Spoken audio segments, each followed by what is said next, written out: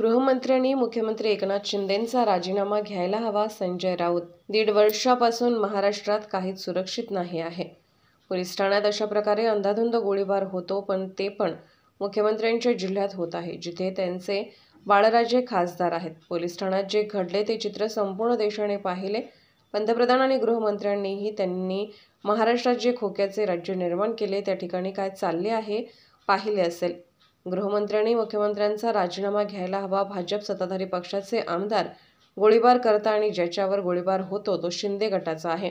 महाराष्ट्रात महायुतीचे गँगवार सुरू आहे. हे गँगवार समाजाचे प्रश्न सोडवण्यासाठी सुरू नसून खंडणी, भ्रष्टाचार, लूटमार, जमिनीच्या व्यवहाराकरिता केले जात आहे.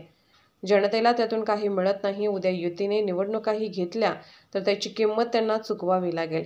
आमदार गणपत गायकवाड यांचे विधान फार गंभीर आहे. आमदार गणपत गायकवाड यांनी म्हटले आहे की त्यांचे कोट्यावधी रुपये एकनाथ शिंदे यांच्याकडे पडले आहेत. तो आकडा 100, 150 किंवा 200 कोटी आहे का? हे कोट्यावधी रुपये शिंदे यांच्याकडे कसे गेले? त्यांनी का घेतले? सध्याच्या भाषेत याला मनी लॉन्ड्रिंग म्हणतात. आमच्यासारखे लोक या कारणामुळे तुरुंगात जाऊन आले आहेत. हेमंत सारेने यांना देखील अटक झाली.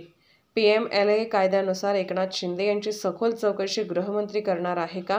त्यांना आत टाकणार आहे का? याची चर्चा झाली पाहिजे. त्यांची सखोल चौकशी काय हे आम्हाला पाहावं लागेल ना. गणपत गायकवाडांचं एक विधान फार गंभीर आहे. आमदार म्हणतायत की माझे कोट्यावधी रुपये हे एकनाथ शिंदे यांच्याकडे पडलेले आहेत. हे आपण ऐकलं असेल. नाही, ते देत नाही, ते मला म्हणायचं नाही.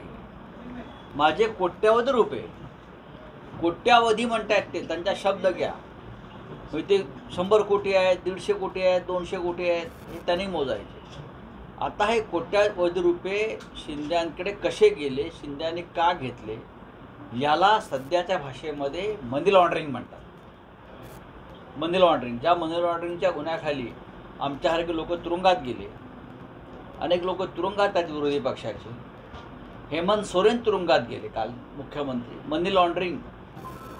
तर मग एकनाथ शिंदे यांच्याकडे जर असे पैसे एका आमदाराचे पडले असतील आणि तो सांगतो आहे, स्टेटमेंट आहे, आणि PMLA कायद्यातल्या सेक्शन 45A यानुसार असं स्टेटमेंट कोणी दिला असेल तर समोरच्या व्यक्तीला ताबडतोब अटक करून PMLA कायद्याखाली त्याला तुरुंगात टाकायचं असेल.